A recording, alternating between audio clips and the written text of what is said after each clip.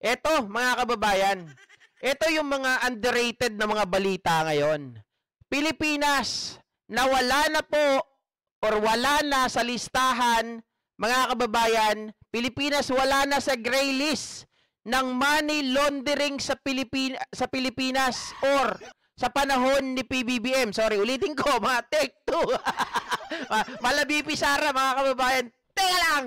Take two! Pilipinas, wala na sa gray list ng money laundering sa panahon ni PBBM, pero nung panahon ni Digong, mga kababayan, tayo po ay isa sa mga nangunguna. Eto, panoorin natin. Puro kalokohan tayo rito ngayon eh, no?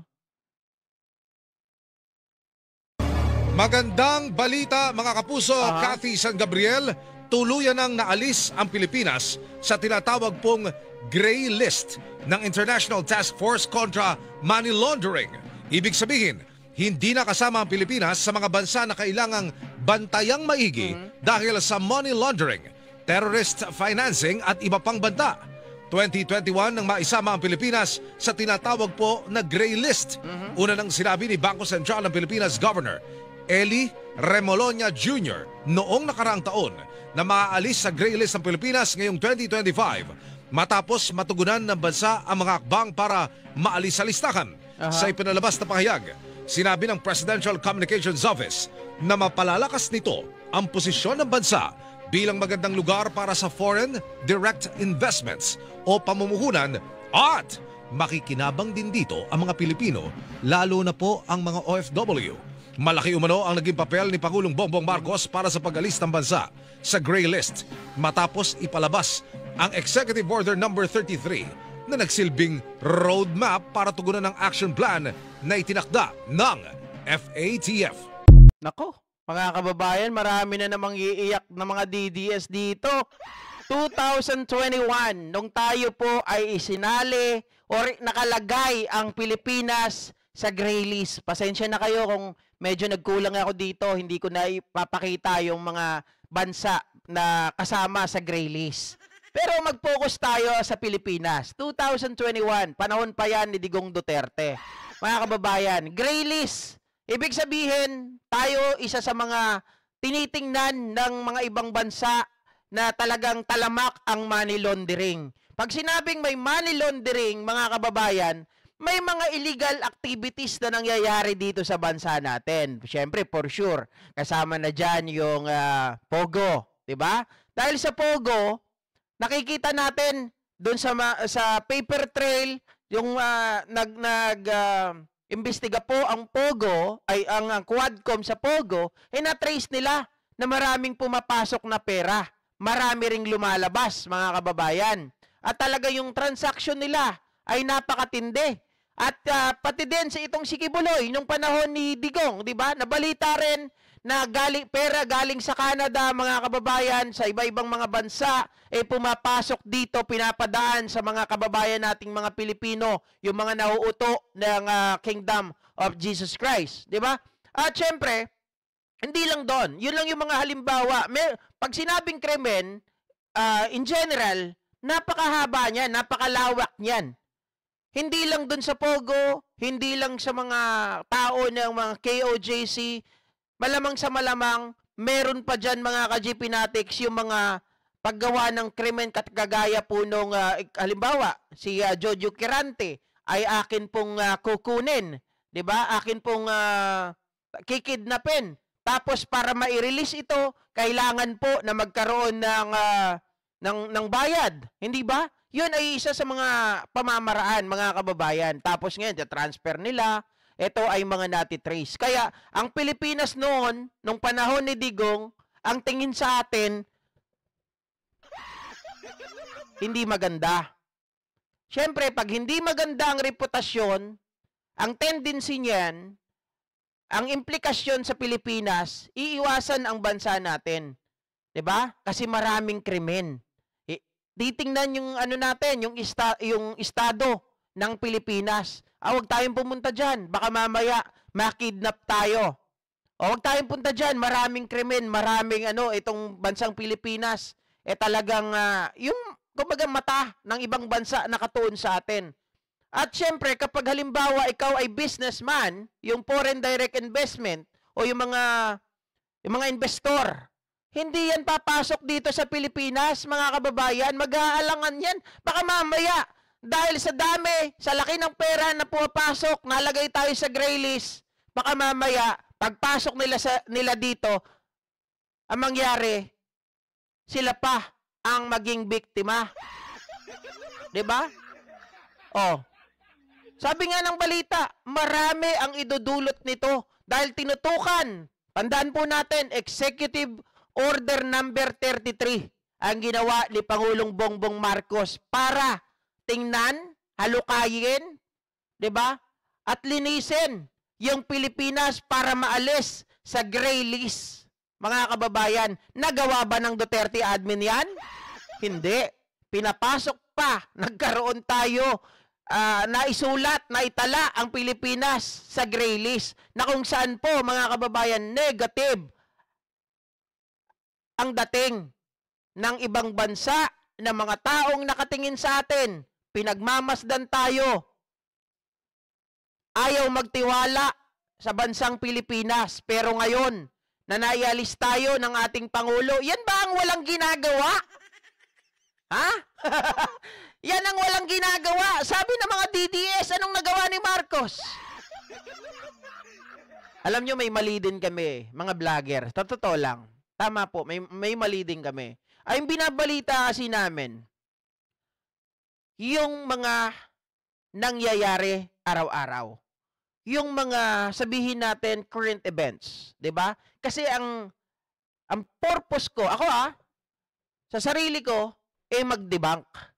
Mag-debunk doon sa pinapalabas na fake news ng mga nasa kabilang kampo.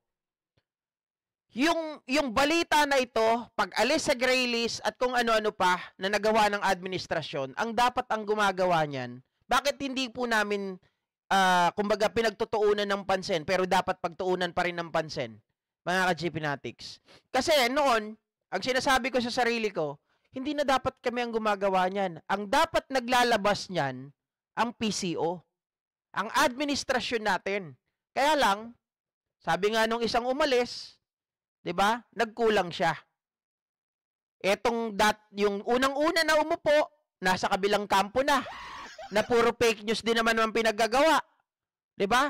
Tapos yung sumunod, mga kababayan, pinalitan din. Tapos yung sumunod, pinalitan din itong si Chavez.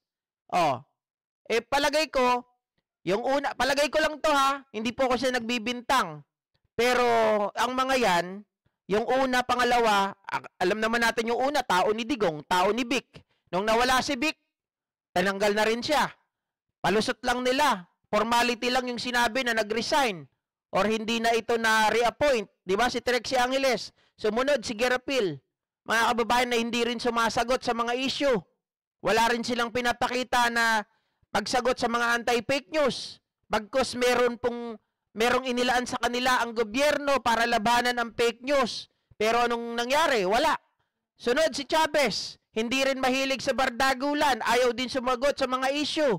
Sana naman itong si Jay Ruiz, mga kababayan, ay asahan natin sa ganitong bagay. 'Di ba? Kasi ang sarap ng balita na ganito, makakarinig tayo Magandang balita, mga kapuso. Cathy San Gabriel, tuluyan nang naalis ang Pilipinas sa tinatawag pong gray list ng International Task Force kontra Money Laundering. Hindi, I'm sorry, Boyet Conel, kung hindi namin ginagawa ito. Kasi nga, unang-una, ganito, bago kayo tuloy yung video, baka kasi maano kami dito kumbaga, ang pangit ng tingin nyo sa amin. Unang-una, paano namin malalaman ang balita na to, Boyet Conel? Kung hindi po namin ito nababasa, di ba dapat ang dapat mag-coordinate sa amin or magpaabot ng bagay na to, correct me if I'm wrong baka mamaya nakakasagasa ako. Dapat ang nagpapaabot nito sa amin, like yung mga achievement ng ating Pangulo, is the PCO. Since meron naman silang contact, mga kababayan, napapatawag naman nila yung mga vlogger if they want. 'Di ba? So, bakit hindi nila gawin na halimbawa, yung mga ibang vlogger na hindi na lang kagaya namin, yung ibang vlogger dyan, asikasuhin na total, may 'di ba sabi nga nung ano dati, meron inilatag sa kanila na budget para sa anti-fake news. So why na hindi nila gamitin ang pagkakataon na to na ipasa yung mga report, yung mga balita at para naman matutukan ng ibang vlogger or sa amin na rin.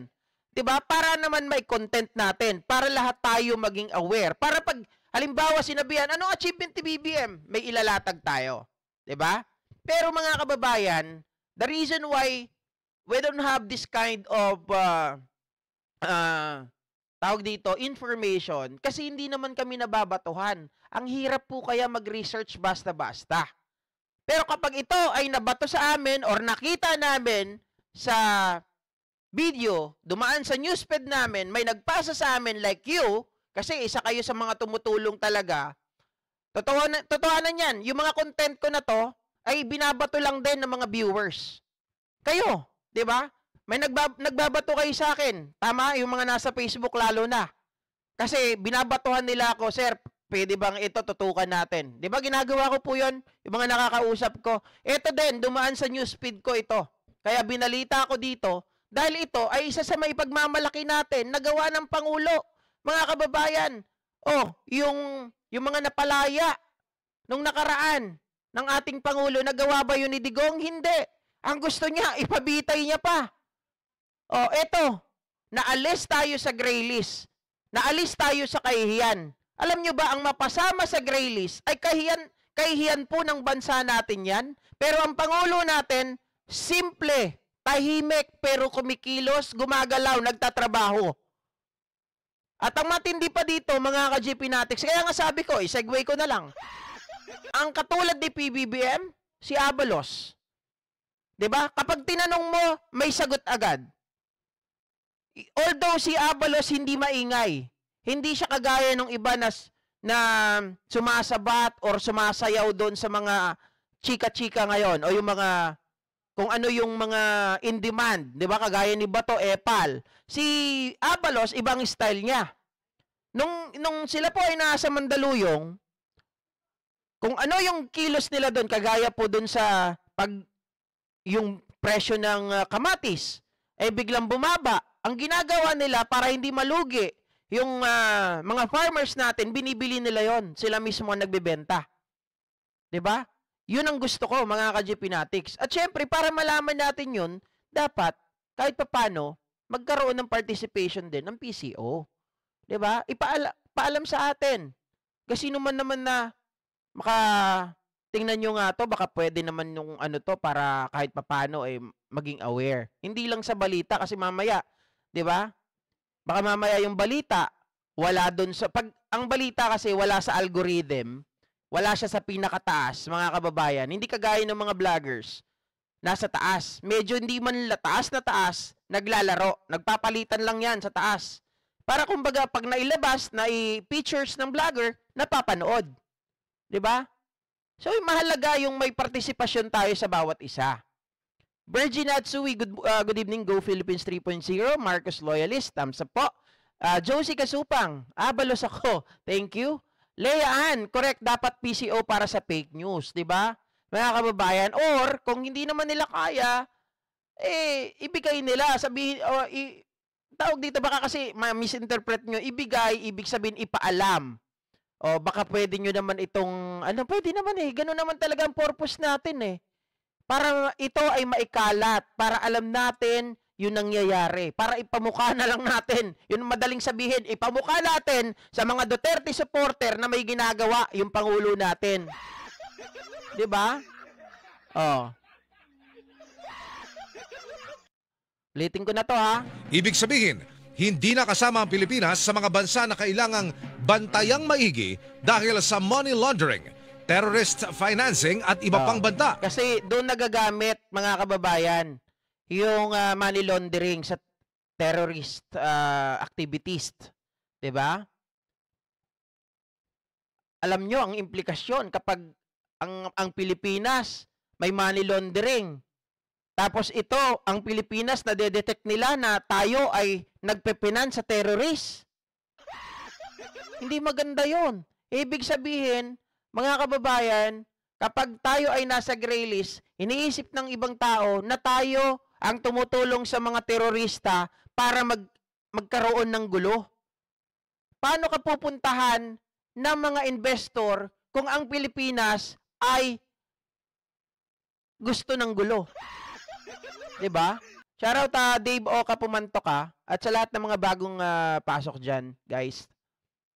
2021 nang maisama ang Pilipinas sa tinatawag po na gray list.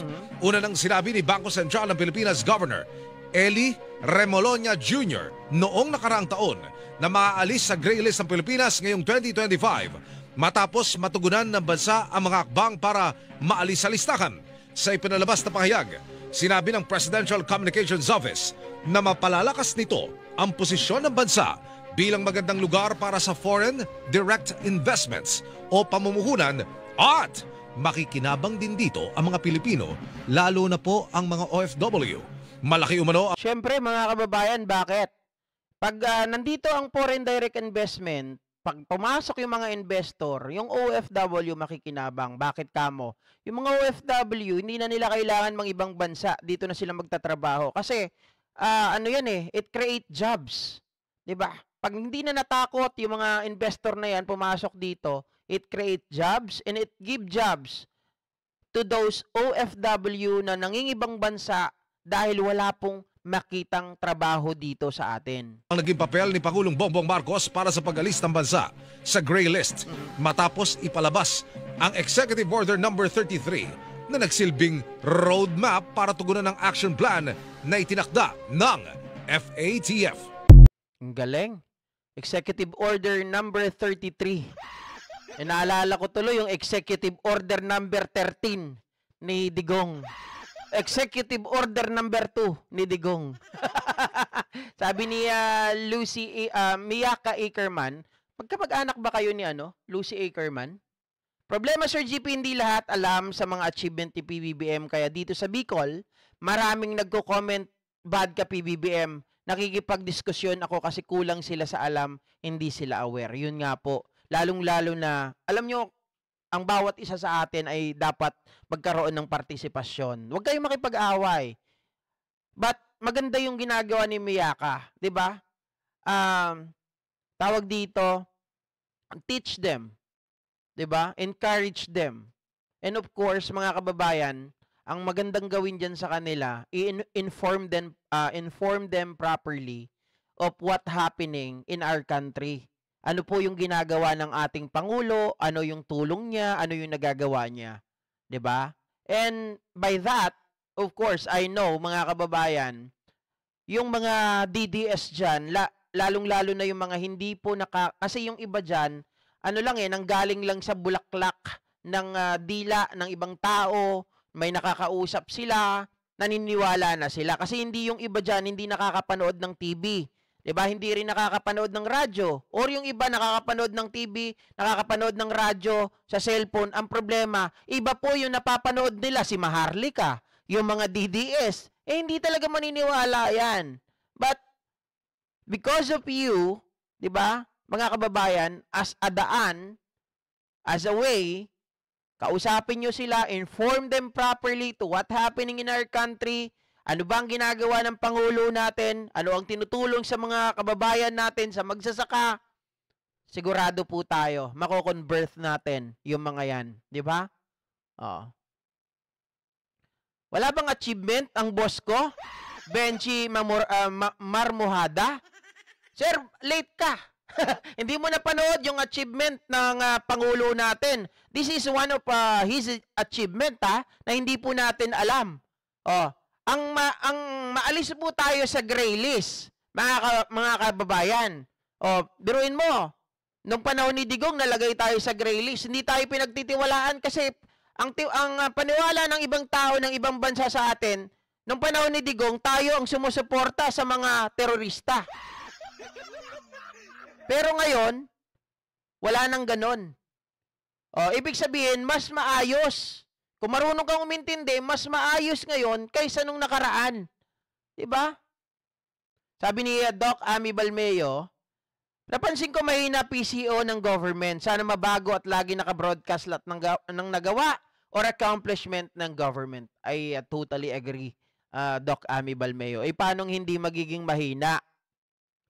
Sabihin ko sa inyo. Sinabi ko na yan kanina. Sa tingin ko kasi, kaya na nagmumukhang mahina yung mga yan dahil puro yung mga naupo, Daisy's Kitchen, ay mga tao ni Digong dati. Tingnan nyo, si Trixie. Hindi ko naman sinasabing totoo na yung hinala ko na itong si Gerapil ay isa ring tao ni Digong. Ito rin si Chavez. Ang sabi naman ni Chavez, nagkulang talaga siya sa expectation. Pero ang hinala ko din, takot din siya bumanat sa mga Duterte. Di ba? Etong si J. Ruiz, sana naman, kahit papano, ipakita niya na may bayag siya.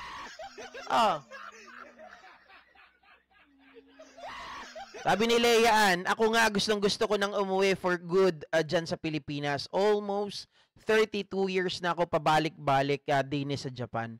Leaan, taga ano ka din? Taga Bicol? Paano ba magsalita sa Bicol? Nakalimutan ko na.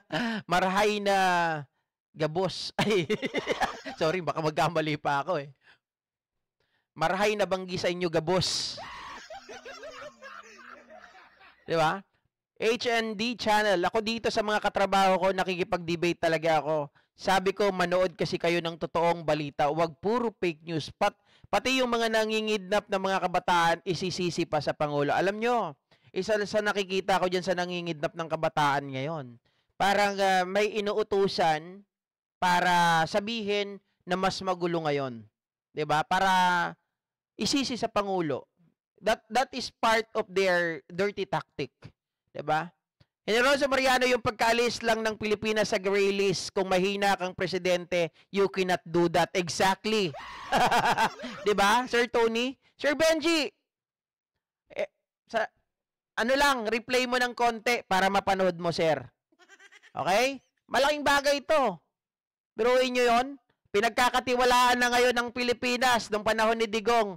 Tayo, apple of the eye. Ayaw tayong pasukin ng mga investor. Paano may papasok? Sabihin nila, etong Pilipinas, mukhang supporter ng Telolita. Ayaw, Telolita. Di ba? Anyway, mga kababayan, magandang gabi po muli sa ating lahat at syempre mag-ingat po kayo. Enjoy your weekend at bukas ay Lunes na naman. Panahon na naman ng pag-aaral at pasok ng mga estudyante natin at syempre yung mga nagtatrabaho dyan ay may pasok na naman bukas, mga kababayan. Salamat po sa walang sawang suporta. Sa mga hindi pa nagla-like dyan, mag-like na kayo. At syempre sa mga hindi pa po nag-subscribe, please do subscribe to our channel, mga kababayan. Road to 100k subscribers na po tayo. At sa mga, baka mamaya meron ako na-offend please correct me if I'm wrong, mga ka-GPnatics. Lalo yung kay Leaan kanina, kasi naman ma'am. Hindi, pasensya ka na talaga kasi iba yung tingin ko dun sa mga sign mo eh. Sign ng Duterte yun, ma'am. Yung green na heart, kaya yung ganon, tapos China, Duterte po yun. Kaya kailangan sa Marcos, pula, tapos ganyan. Di ba? Tapos flag ng Pilipinas. Para hindi ko mapagkamalan. Baka mamaya awayin ko kayo. Sabagay, hindi naman ako nangaaway. Nanguurat lang ako. Hindi po ako nangaaway, nanguurat lang. Di ba, Shiro? Ay, late na pala ako. Much more investor will come after gray list no more. Jojo Kerante. Tama po yon. Di ba? Bye, guys. I love you all. See ya. Buyers.